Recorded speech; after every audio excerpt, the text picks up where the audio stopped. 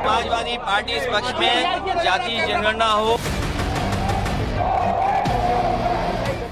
तो सबसे पहले तो उन्हें समाजवादी पार्टी का जो डूबता हुआ जहाज है, समाप्त होती हुई पार्टी है, उस पार्टी का अध्यक्ष पद त्याग करके किसी और को अध्यक्ष बना करके जाति न्याय की शुरुआत तो वहां से करनी चाहिए।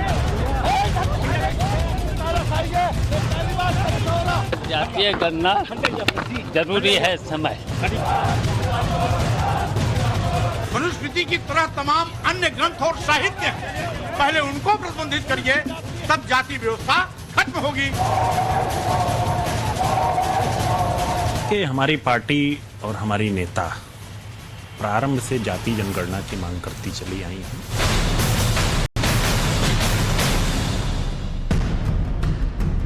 2012 से लेकर 2017 में जब वो सत्ता में थे तो उन्होंने कार्रवाई या सोचने का भी क्यों, उनके चिंतन में कभी ये विषय क्यों नहीं?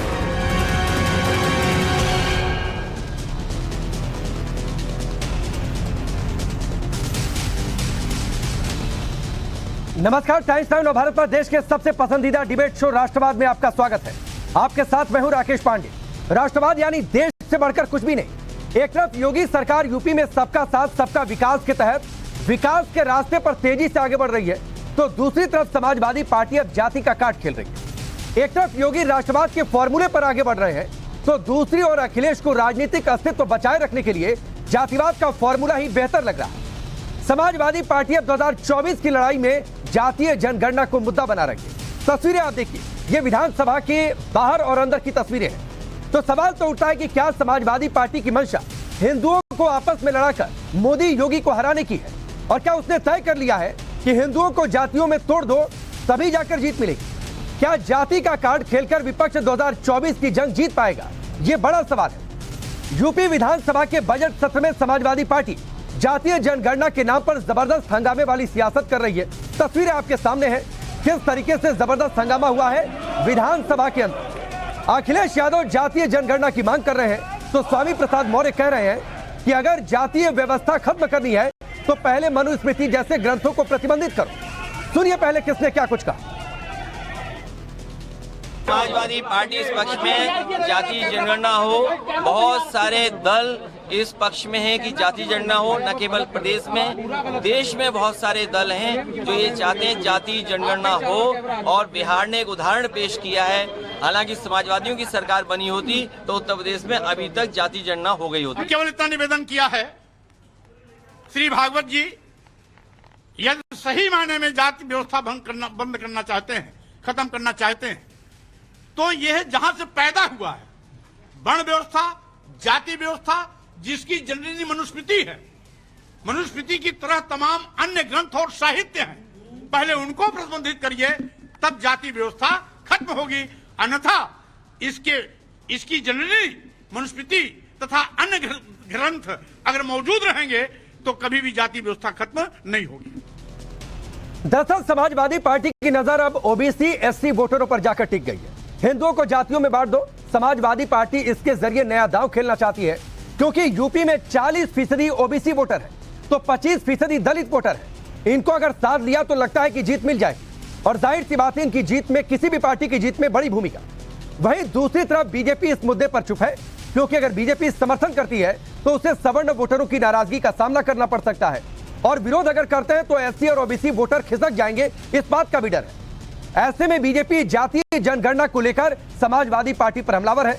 बीजेपी की सहयोगी पार्टी अपना दल भी जातीय जनगणना के समर्थन में है, लेकिन बीजेपी और उसके सहयोगी सवाल पूछ रहे हैं कि जब समाजवादी पार्टी सरकार में थी तब जातीय जनगणना क्यों नहीं हुई, तब चुप क्यों रहे? सुनिए। मेरा श्री अखिलेश यादव जी से कहना है, अगर जाति न्याय देने की बात है तो सबसे पहले तो उन्हें समाजवादी पार्टी का जो डूबता हुआ जहाज है, समाप्त होती हुई पार्टी है, उस पार्टी का अध्यक्ष पद त्याग करके किसी और को अध्यक्ष बना करके जाति न्याय की शुरुआत तो वहाँ से करनी चाहिए। जब आपकी बैसाखी पर कांग्रेस की अगुवाई में 10 साल तक श्री मनमोहन सिंह जी के नेतृत्व में सरकार चली है, वो आप भी उत्तर प्रदेश में सरकार में थे, तब आपको यह याद क्यों नहीं आई? आज यह याद क्यों आ रही है? हमारे लिए जाति जनगणना कराया जाना सामाजिक न्याय की जो हमारी पार्टी की अवधारणा है उसका ड्राइविंग इंजन है और समाजवादी पार्टी के लिए ये सिर्फ वोट बैंक की राजनीति है। मेरा तो आपके माध्यम से समाजवादी पार्टी के साथियों से एक सवाल है कि 2012 से लेकर 2017 में जब वो सत्ता में थे तो उन्होंने कभी इसके बारे में कोई कार्रवाई या सोचने का भी क्यों, उनके चिंतन में कभी ये विषय क्यों नहीं आया? Samajwadi party Hindu vote bank में सेध के लिए जातीय जनगणना वाला दांव खेल रही है, यह बात साफ है। लेकिन योगी आदित्यनाथ विकास के मॉडल पर आगे बढ़ रहे हैं। कल यूपी विधानसभा का बजट पेश होना है। ऐसा अनुमान है, जो जानकारी मिल रही है कि करीब 7 लाख करोड़ का बजट होगा। हिंदुस्तान का सबसे बड़ा राज्य, जाहिर सी बात है सबसे बड़ा बजट। और अगर आप दुनिया में जाएंगे, कई सारे ऐसे मुल्क नहीं होंगे जिनका इतना बड़ा बजट होगा। सरकार का दावा है कि बजट में किसान, महिला, युवा, गरीब हर वर्ग के हितों का ध्यान है। बीजेपी समाजवादी पार्टी को अराजक पार्टी बता रही है, सुनिए। कि समाजवादी पार्टी के जो डीएनए में अव्यवस्था है, अराजकता है, गुंडई है, दंगा है, जब वो सत्ता में रहे तब तक पूरी तरह से कानून व्यवस्था ध्वस्त हुई है। सर्वाधिक दंगे इतिहास में यदि हुए हैं तो समाजवादी पार्टी के शासनकाल में हुए हैं। बड़े उद्योगपति उत्तर प्रदेश में आ रहे हैं और मैं दावे के साथ कह सकता हूं कि समाजवादी पार्टी 2024 के आम चुनाव में, लोकसभा के चुनाव में मुंह की खाएगी। सारे गठबंधन करके इन्होंने देख लिए हैं। उत्तर प्रदेश की जनता इन्हें बुरी तरह नकार चुकी है। बजट कल प्रस्तुत होगा। बजट जो है वो चतुर्मुखी होगा, सबको साथ लेकर चलने वाला होगा। हम पूरे प्रदेश के लोगों से अपील करते हैं, पास से देखें, लेकिन समाजवादी पार्टी अराजकता से बाज नहीं आ रही है। कि हमारी इकोनॉमिक गतिविधियां लगातार आगे बढ़ रही हैं और जब आदमी आर्थिक गतिविधियां हमारी बढ़ रही हैं तो निश्चित रूप से हमें बजट का आकार तो बढ़ाना ही पड़ेगा। फोकस क्या होगा, क्योंकि हमने देखा कि इस बार ग्लोबल इन्वेस्टर समिट हुआ और 32 लाख करोड़ तक के एमओयू साइन हुए। तो अब देखिए, किसान भी है जी, महिला है, युवा है, रोजगार है और सबसे बड़ा बात यह है कि हम चाहते हैं कि जो इंफ्रास्ट्रक्चर है वो डेवलप हो, क्योंकि इंफ्रास्ट्रक्चर डेवलप होने से हमारा रोजगार सृजित होते हैं और वही हमारा मेन मोटो है कि ज़्यादा से ज़्यादा लोगों को रोजगार मिले। कोई भी आदमी ऐसा न रहे कि जिसके पास जो कहे कि रोजगार नहीं है। अभी हाल ही में उत्तर प्रदेश में ग्लोबल इन्वेस्टर समिट भी हुआ। 32 लाख करोड़ के इन्वेस्टमेंट का प्रस्ताव मिला है, यह सरकार की ओर से जानकारी दी गई। चलिए चर्चा की शुरुआत करें, लेकिन उससे पहले आज के बड़े सवाल आपके सामने रखते हैं। आज का पहला बड़ा सवाल, पिछड़े दलितों पर आर पार, क्या 24 का यही फॉर्मूला है? किसका बेड़ा पार होगा? सवाल यह भी होगा कि विपक्ष की हिंदू तोड़ रणनीति, क्या मंडल बनाम कमंडल दोबारा और इसी आधार पर 2024 का चुनाव लड़ा जाएगा? सवाल यह भी होगा कि हिंदुओं को तोड़ेंगे तभी मोदी योगी को हरा पाएंगे। सवाल यह भी होगा कि जाति कार्ड से जीत पाएंगे 2024 की जंग। क्या यही भरोसा है विपक्ष को, इसीलिए इसी को सबसे बड़ा हथियार मान लिया गया है? चलिए आपका परिचय आज के मेहमानों से करवाते हैं। हमारे साथ अपराजिता सारंगी है, भारतीय जनता पार्टी की नेता और प्रवक्ता। शिवम त्यागी स्टूडियो में मौजूद है, पॉलिटिकल एनालिस्ट के तौर पर। अवधेश जी वरिष्ठ पत्रकार हमारे साथ स्टूडियो में मौजूद है। राजकुमार भाटी जी हमारे साथ मौजूद है, समाजवादी पार्टी के नेता और प्रवक्ता। लोकेश जिंदल साहब हमारे साथ मौजूद है, कांग्रेस पार्टी के नेता। डॉक्टर सतीश प्रकाश है हमारे साथ पॉलिटिकल एनालिस्ट के तौर पर। मैं सबसे पहले भाटी साहब आपके पास आता हूं। शिवपाल यादव की एक बाइट आपने सुनी होगी। शिवपाल यादव ने एग्जैक्ट, मैं उनकी लाइन कोट कर रहा हूं, इस समय जरूरी है जातीय जनगणना। मेरा सवाल है, पहले जरूरी क्यों नहीं थी?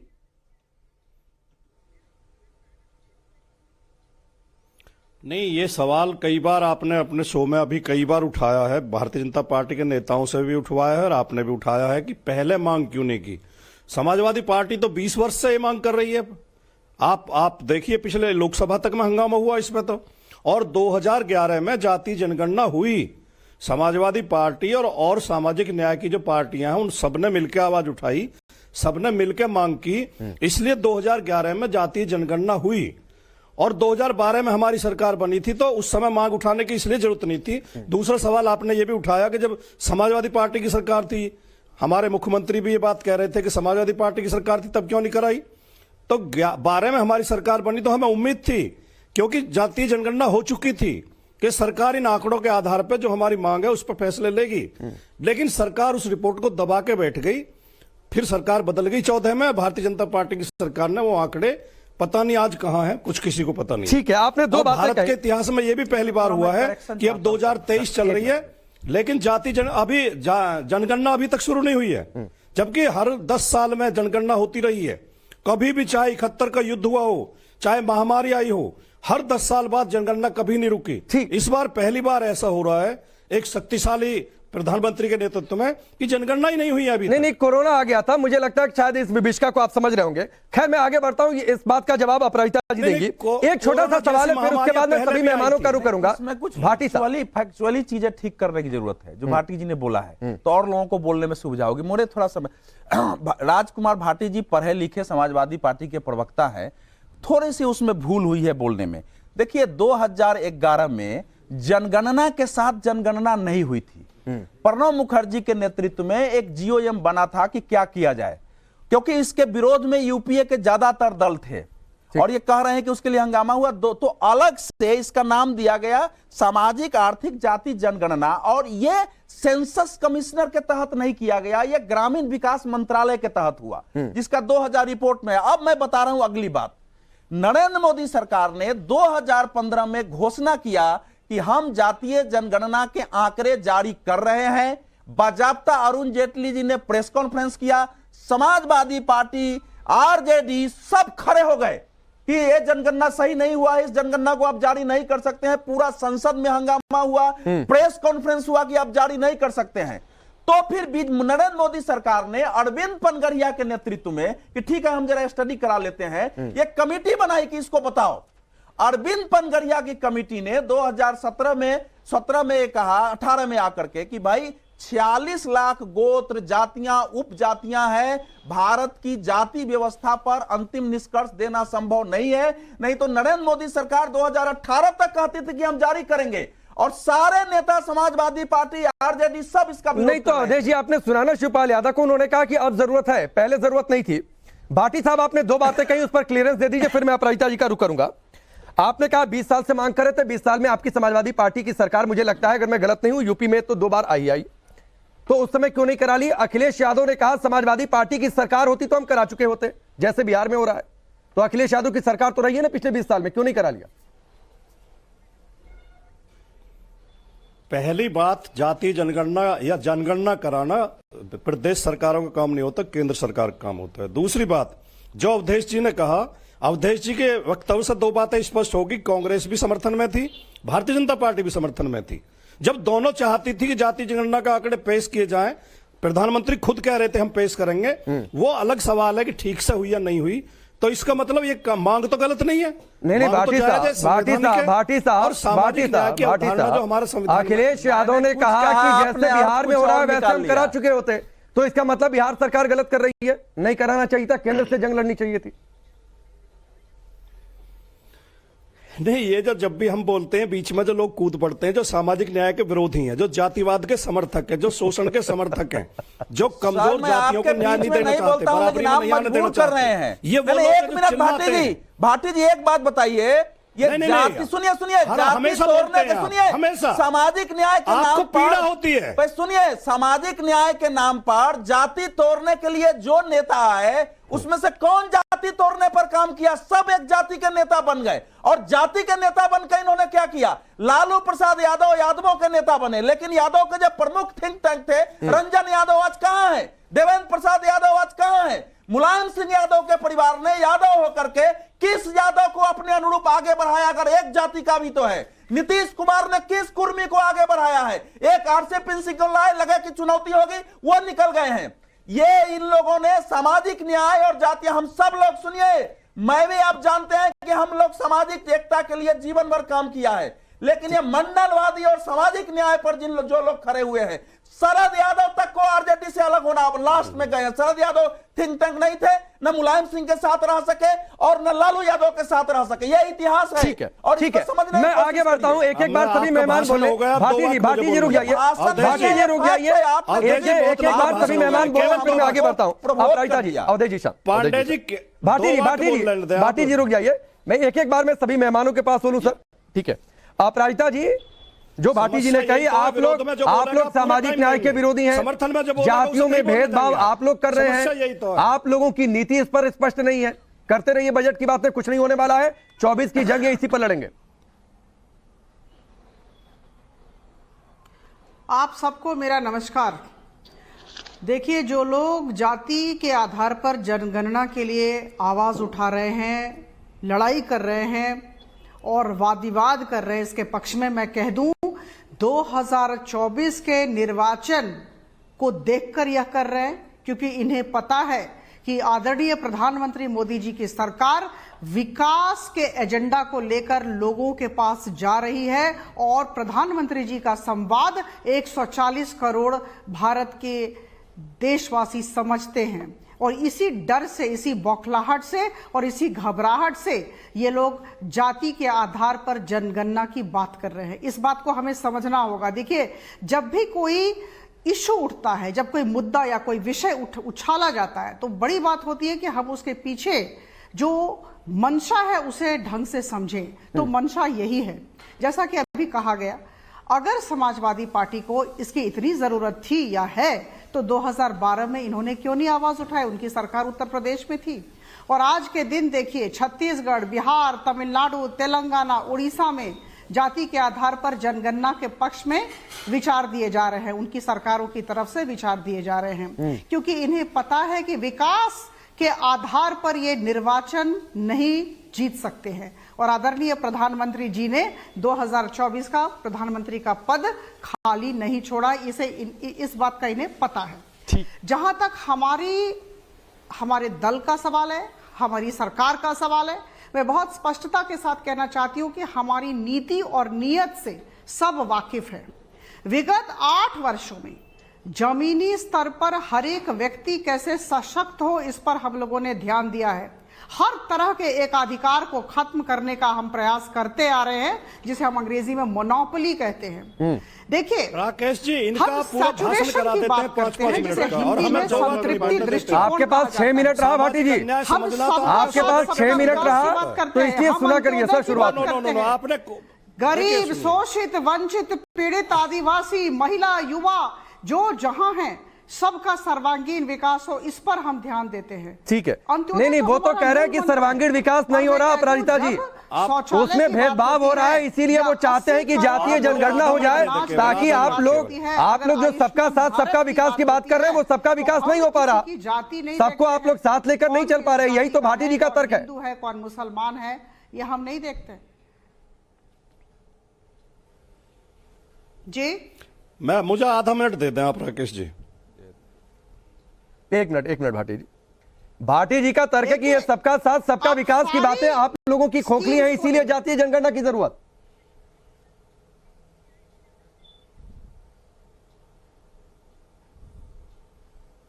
अपराजिता जी प्रश्न करें। मैंने कहा कि भाटी जी लगातार कह रहे हैं, समाजवादी पार्टी लगातार कह रही है कि आप लोग जो सबका साथ सबका विकास की बात करते हैं, उसमें सब जातियों का साथ नहीं है, इसीलिए जरूरत है कि जातीय जनगणना हो कि कहां कितना भेदभाव हुआ वो तस्वीर साफ हो जाए।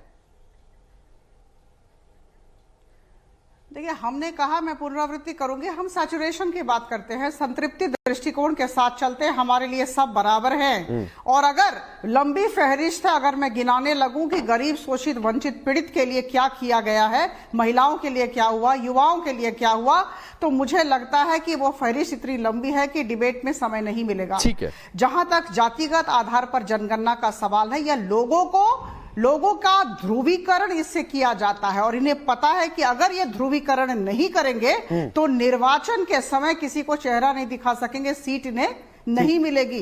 तो ये ध्रुवीकरण करना चाहते हैं। ठीक है सतीश, ठीक है, मैं आता हूं अपराजिता जी। सतीश प्रकाश, ये जो पूरा विवाद हाल फिलहाल में खड़ा हुआ, मानस से जो पूरा विवाद उठा था, पोस्टर लगे, जाति कौन किस जाति का है उसके पोस्टर लगे, पोस्टर हटा भी दिए गए, तो ये जातियों का ध्रुवीकरण जिसका जिक्र कर रही है अपराजिता जी। हम एक ऐसे देश में रहते हैं जिस देश में गधे, घोड़े, पेड़ पौधे, पशु पक्षी सबकी जनगणना हो सकती है।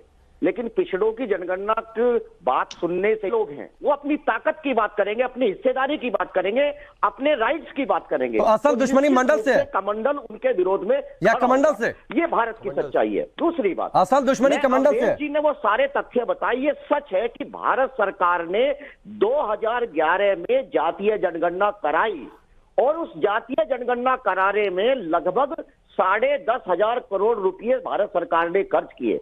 अगर वो जातीय जनगणना गलत है तो ये 10,500 करोड़ रुपए का मुकदमा किसी के ऊपर है, या उस आदमी ने जिसने ये बाकायदा जातीय जनगणना कराई, सतीश प्रकाश उसने अगर गलत आंकड़े अगर किए हैं तो कौन आदमी इस अपराध में जेल में है? देखिए कहीं ना कहीं सतीश प्रकाश जी, असल दुश्मनी किससे है? कमंडल से। वो लोग जो अपर कास्ट है, ठीक है, एक मिनट, जो जाति का मजा लेते हैं। नहीं, असल दुश्मनी किससे है? कमंडल से। जी, असल दुश्मनी कमंडल से। नहीं, देख सुनिए, मैं झूठ नहीं बोल रहा, ये सच्चाई है। मतलब सच्चाई है कि दुश्मनी कमंडल से है? सुनिए। मतलब आपने मान लिया कि दुश्मनी कमंडल से है, इसीलिए बार बार इन बातों का जिक्र है। वो दुश्मनी हम निभाएंगे। और आपने गधों की जनगणना की बात कर दी। देश में होता है क्या? पाकिस्तान थोड़े नहीं है। सुनिए, जहां पर गधे इकोनॉमी का हिस्सा हो जाते हैं। आप मेरी बात को सुनिए ना, आप मेरी बात को अगर कहेंगे तो मैं बोलूं, नहीं तो मैं चुप बैठ जाऊंगा। नहीं, बिल्कुल बोलिए सर, बिल्कुल बोलिए। मेरा कहना यह है कि माननीय सर्वोच्च न्यायालय ये कह रहा है कि भारत के किसी भी राज्य में अगर नगर निगम के चुनाव होंगे तो वहां पे जातीय जनगणना के आंकड़े होने चाहिए। उत्तर प्रदेश में नगर निगम के चुनाव ना होकर के बाकायदा बीजेपी सरकार, उत्तर प्रदेश की सरकार का लोगों का पैसा नगर निगम का कहीं ना कहीं हाईवे के ऊपर ट्रांसफर किया जा रहा है। ये झूठ है। 6 महीने क्यों नहीं आप चुनाव कराओगे जब आपको नगर निगम के चुनाव? सतीश प्रकाश कुछ भी बोलेंगे क्या? नहीं, सतीश प्रकाश कुछ भी बोलेंगे। मैं बीच में नहीं आ रहा हूँ शिवम, मैं बीच में नहीं आ रहा हूँ, तो कुछ भी सतीश प्रकाश बोले जा रहे हैं। कभी गधों की जनगणना की बात मान भी लिया उन्होंने कि असल दुश्मनी कमंडल से है। ये सच्चाई है। सुनिए, अब आप सुनिए सतीश प्रकाश, रुक जाइए। अभी 2 मेहमानों ने नहीं बोला है, पहले शिवम, उसके बाद लोकेश भाई, मैं आपके पास आता हूँ। भारत के अंदर अरे सुन लीजिए सतीश भाई, क्या लाभ है इस बात से? आपको रोक दिया तो अब मुझे बोल लेने दीजिए, फिर आप बोल लेना। कहीं ना कहीं घृणित है। आप इनको सतीश प्रकाश सुन लीजिए। सतीश जी, पहले तो मुझे ये समझने की कोशिश करनी है, इनसे डिबेट के बाद मैं इनको विशेष तौर पर फोन करूंगा कि ये निगम का पैसा एनएचआई में कैसे ट्रांसफर हो जाता है, उसका कोई ये सिस्टम इन्होंने जोड़ दिया, भगवान जाने कैसे जोड़ दिया। अब आगे आते हैं। सतीश भाई रुकिए ना जरा प्लीज, अब बीच में नहीं, ऐसे चिल्लाने से कोई लाभ नहीं है। दूसरी बात सुन लीजिए ना प्लीज। अरे क्यों वर्सेस की विंडो लग जाती है तो इनको लगता है कि बस अब इनका बोलना मजबूरी है, क्योंकि सतीश प्रकाश सुन लीजिए सर, अरे दूसरे को नहीं बोलते हैं, सुनेंगे नहीं तो जवाब कैसे सुन लीजिए भैया। पहला स्टेटमेंट आपका था, शिवम ने बीच में नहीं बोला था। अब शिवम को सुन लीजिए, सिर्फ शिवम त्यागी की आवाज होने।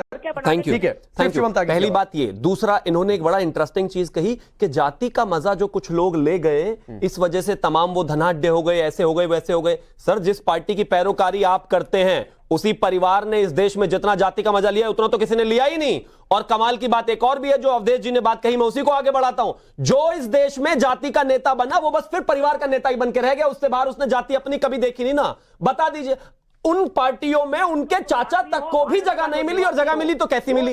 ये फिर इनको ये प्रॉब्लम है सर। ये देखना लगातार, मतलब नॉनस्टॉप, जब ये बंद था माइक तब भी बोल रहे थे, अब खुल गया तब भी बोल रहे हैं, और लगातार बोलते रहेंगे। अब दूसरी बात, की योजना हो, चाहे आयुष्मान की योजना हो, चाहे किसी भी चीज को ले लीजिए, जब वहां पर जाति और धर्म का उल्लेख है ही नहीं, और बिना दोनों चीजों को जाने हुए केंद्र सरकार उस फायदे को आगे तक एक्सटेंड कर रही है, तो वो लोग ऐसा क्यों नहीं कर सकते? एक्चुअली प्रॉब्लम बस इतनी है कि सपोर्ट बेस इतना खोखला हो गया है, MY ये वो सारे समीकरण लगा के देख लिया, लेकिन किसी भी तरह से प्रधानमंत्री नरेंद्र मोदी के सामने टिक नहीं पा रहे। ठीक है, तो एक नया हथियार लेकर आए हैं कि वही मंडल कमंडल वाली राजनीति। लोकेश भाई, आपकी पार्टी सबसे पुरानी, इसमें स्टैंड है, सारे जो रीजनल पार्टीज की डिमांड है उसी के साथ है, या फिर थोड़ा सा कुछ अलग आप लोगों की राय है?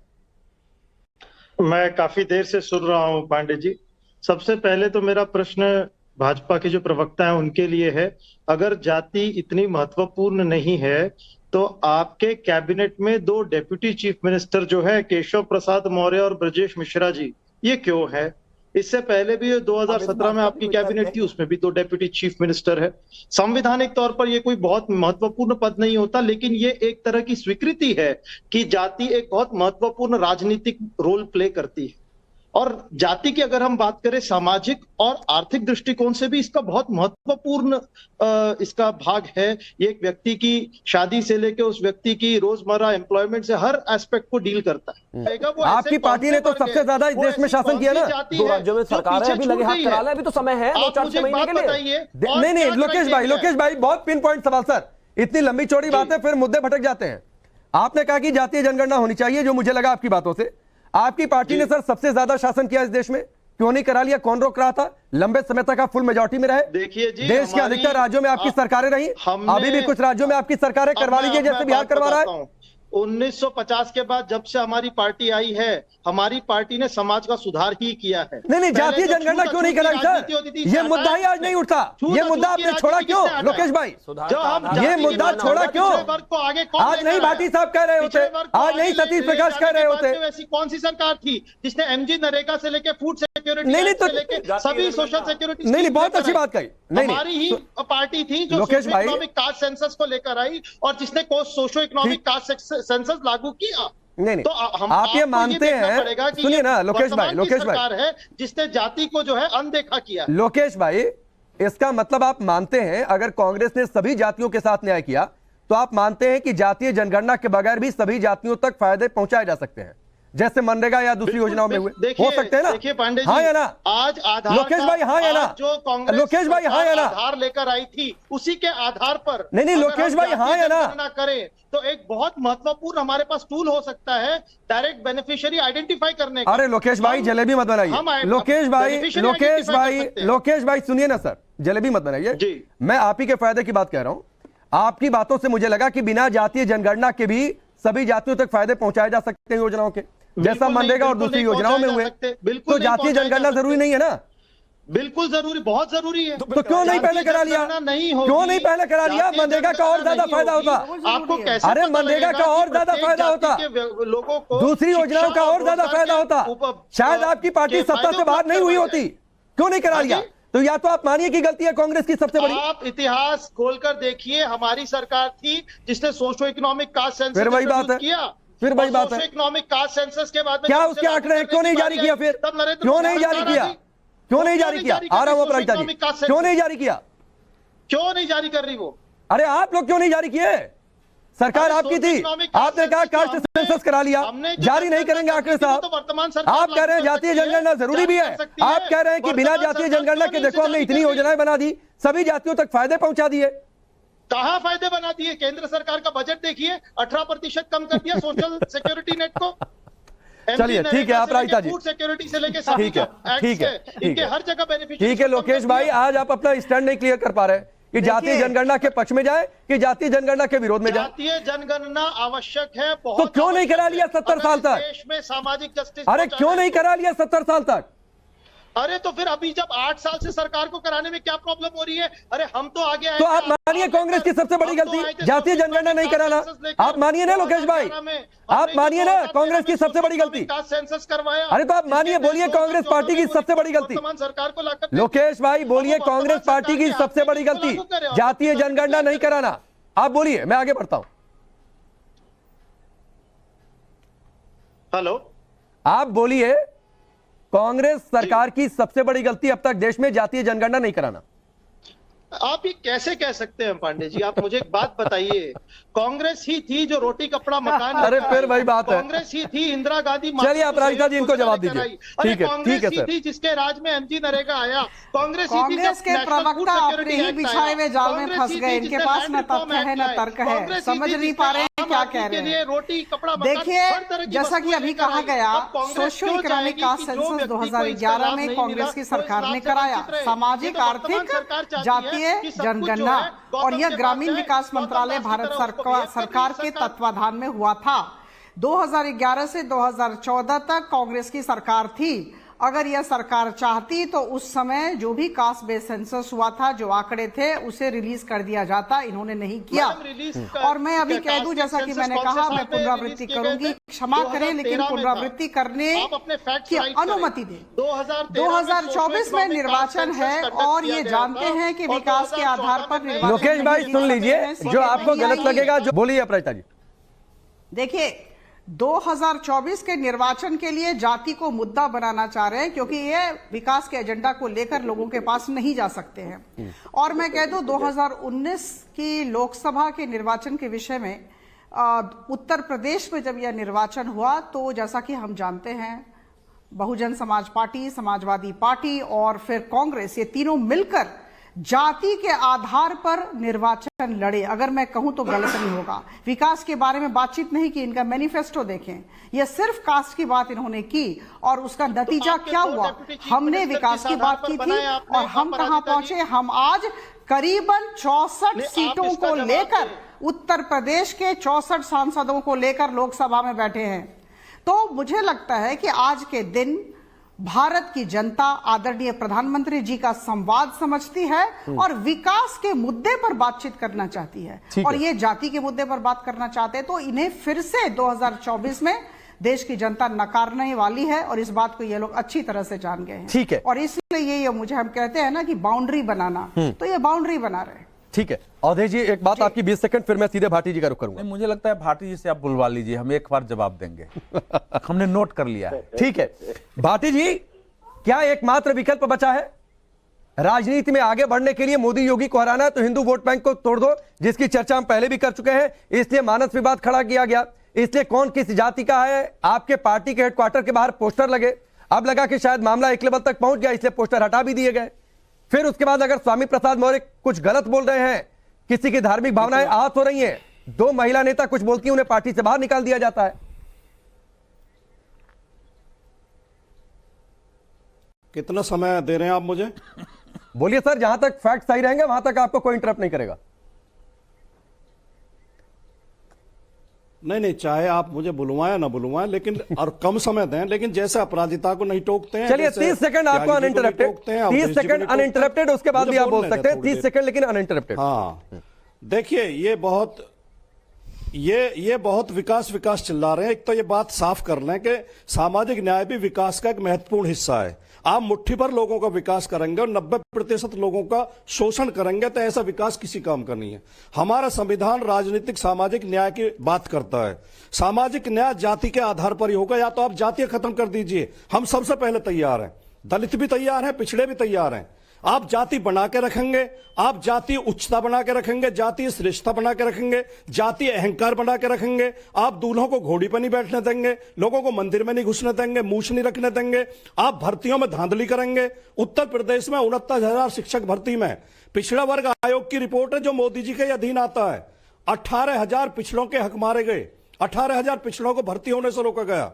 योगी जी के शासन में जितनी भर्तियां हुई हैं सब में पिछड़ों के हक मारे गए हैं। इसलिए जाति जनगणना जरूरी है। आपने शुरुआत में कहा था अपने इंट्रो में कि उत्तर प्रदेश में 40% पिछड़े हैं, उत्तर प्रदेश में 65% पिछड़े हैं। और जब तक जनगणना नहीं होगी झूठ आप बोलते रहेंगे कि 40% 40% ओबीसी, 20% दलित वोट बैंक, और वो आंकड़ा ठीक से सुना करिए।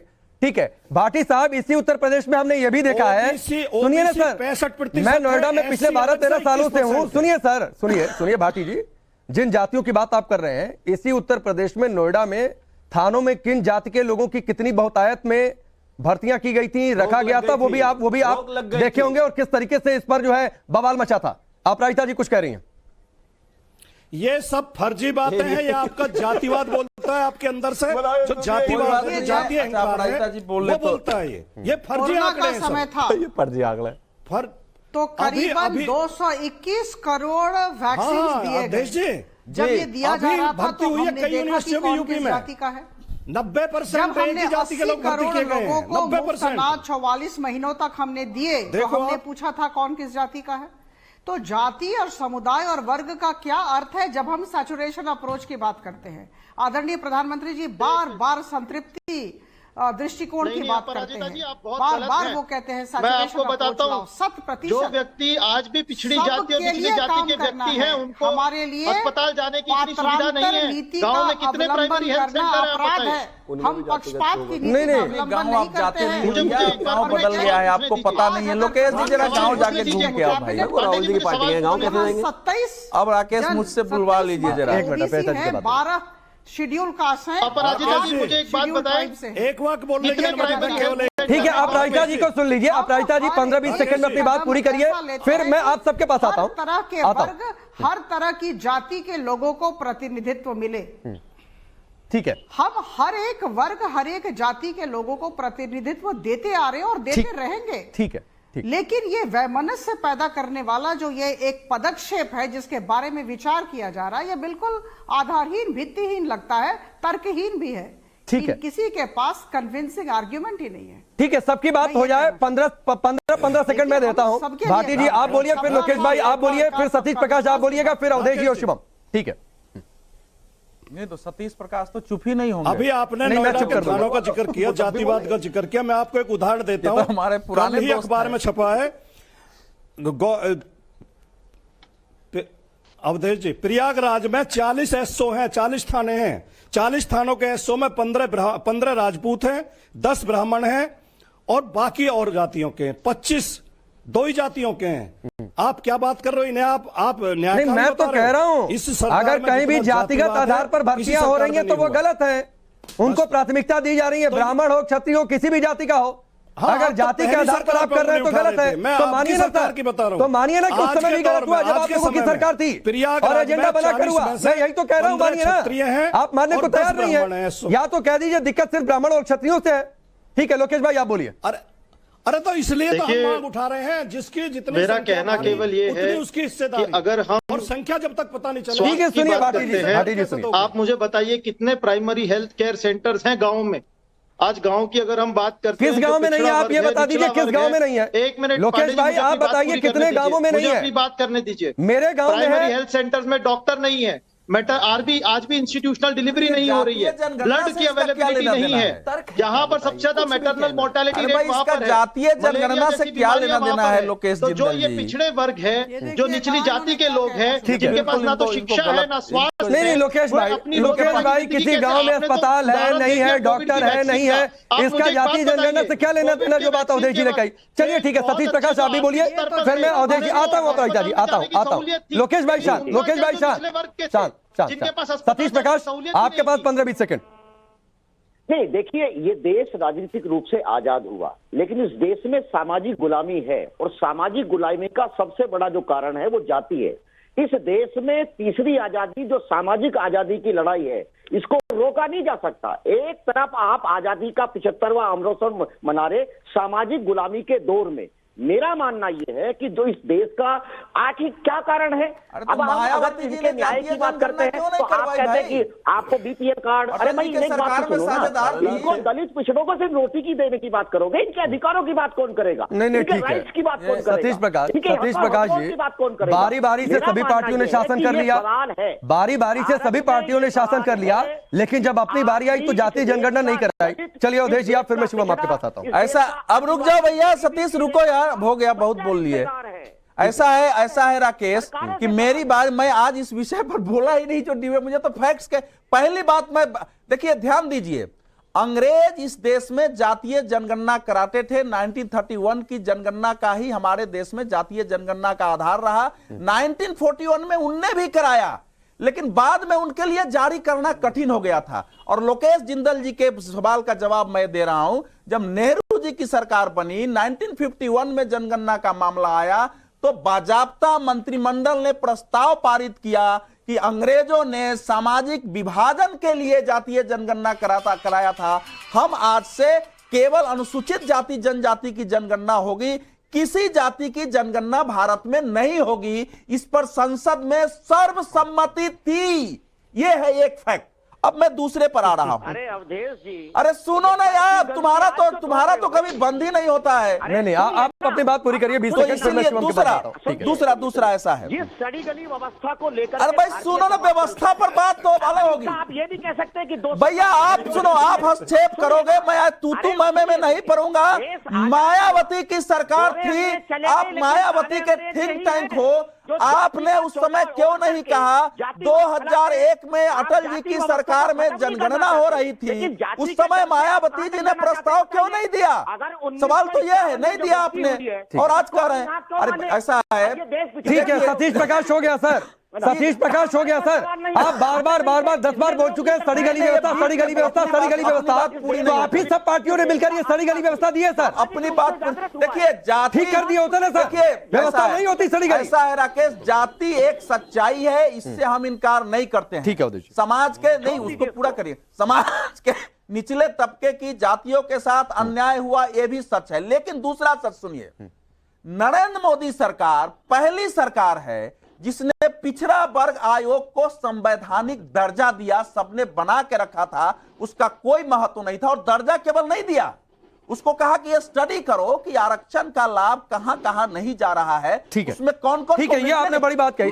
शिवम, हम बजट की बात छोड़ दें, समस्या बजट पर कोई चर्चा नहीं, इन्वेस्टमेंट की बात करिए तो आंकड़े किसी के पास नहीं आएंगे, लेकिन जातियों की बात हो जाए, जाति जनगणना ही सबसे बड़ा मुद्दा है देश में। देखिए, मैं बस एक ही चीज कहना, ये सतीश जी को बंद कर दीजिए सर प्लीज। सतीश प्रकाश जी और राजकुमार भाटी जी की दो पार्टियां सरकार में रही। मुलायम सिंह जी की सरकार में 22,716 कांस्टेबल्स की भर्ती हुई।